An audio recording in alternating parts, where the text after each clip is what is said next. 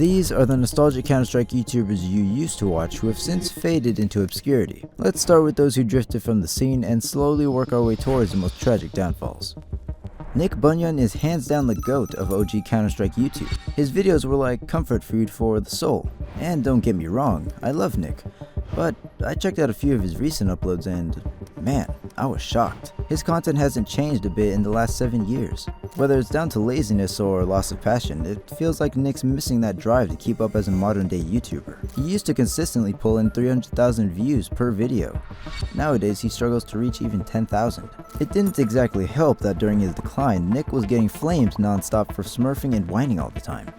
Like, just take this one video. It's racked up over 2 million views and is absolutely flooded with comments dragging Nick through the mud.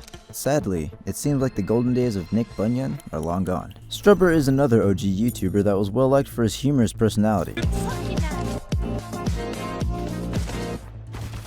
He ran 2 channels. One was centered around CS, while the other, Minecraft. In addition to that, he was one of the cameramen for Misfits and would frequently be in their videos. But if you look back on his 2 channels, you'll spot something interesting. He quit both around the exact same time. So what happened? Did he just vanish? Did he die? Well, Strubber is alive and well, as we can see from his Twitter, although he does seem to have a weird obsession with another creator's weight gain. With his videos taking longer and longer breaks between each upload, it's safe to assume he simply lost his appetite to post. I mean, one of his most recent uploads even had him saying this.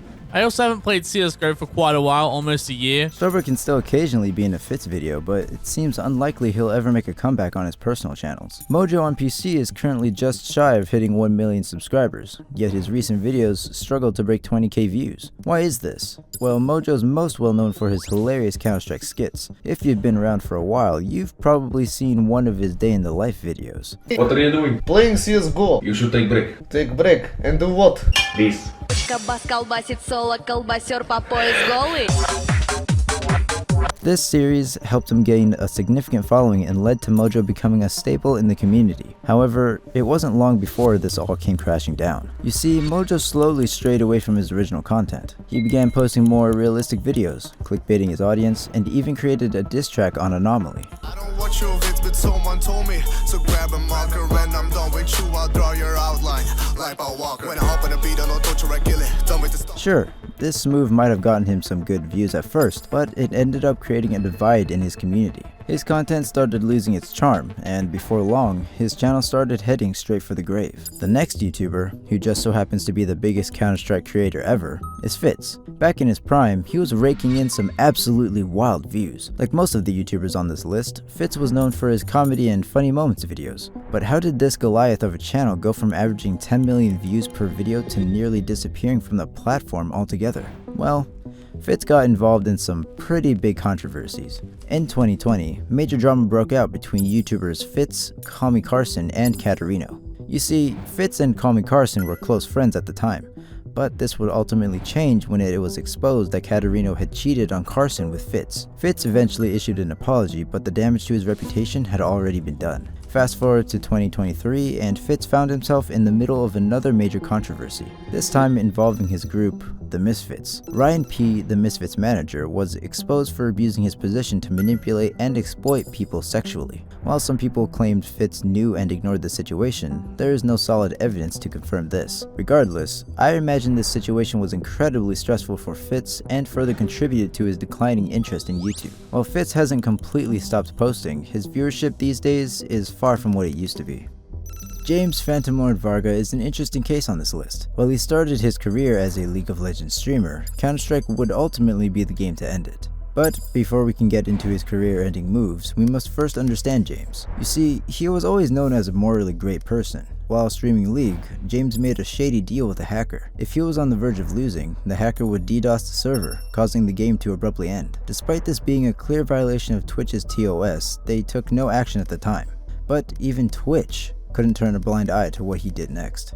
Enter the Arms Deal update. This update introduced tradable weapon skins and opened the floodgates to third-party gambling sites. Sensing an opportunity, James began heavily promoting one site in particular, CSGO Shuffle. During his streams, Phantom Lord would consistently hit large wins, but it turns out all of this was staged. You see, his Skype logs got leaked, revealing that James not only owned the site but was also rigging the results in his favor. Once this came to light, Twitch permanently banned Phantom Lord and his reputation was shattered. In a surprising twist, James sued Twitch for wrongful termination and actually won the lawsuit, walking away with $20,000 in damages. Even so, James failed to reclaim his former popularity and has pretty much vanished from the internet ever since. Ezra, better known as Raccoon Eggs, had a knack for being effortlessly funny. His content usually revolved around hilarious conversations in CS surf lobbies, so when he suddenly disappeared despite pulling in great numbers, it left his fans shocked. What could make someone of his size just stop posting? Well, the reason is actually pretty heartbreaking. You see, there's an unlisted video on YouTube where Raccoon Eggs explains why he hasn't been uploading. He reveals that ever since COVID, he's been struggling with intense loneliness. I've already identified the problem. The problem is straight up loneliness, living alone. As an extrovert, he doesn't enjoy being alone and recording all day. My problem is that I'm an extrovert and I'm living the life of an introvert. And so it's taken a toll on my will to live, and I need to fucking get in the house with people.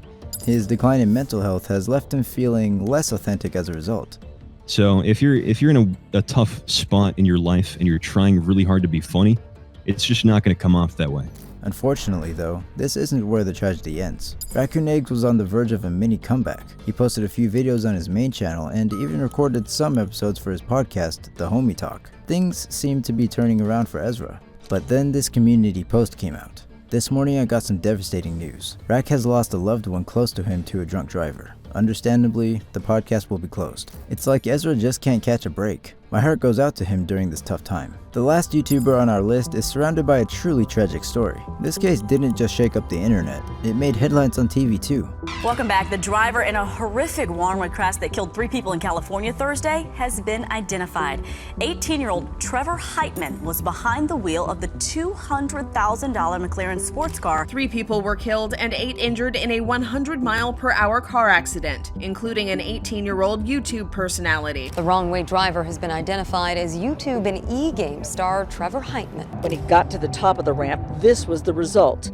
A fiery crash that killed not only Trevor Heitman, but also a mother and daughter in his car's path. What led up to this incident? What kind of person could do something so horrific? To understand how things spiraled into such chaos, we need to go back to the beginning. Who was this YouTuber before everything fell apart? McSkillet was a Counter-Strike YouTuber who became famous for his content on expensive CS skins. Personally, I loved his top 5 videos. It's estimated that McSkillet made over $10 million from his CS gambling business, sponsors, and ad revenue. Fucking crazy.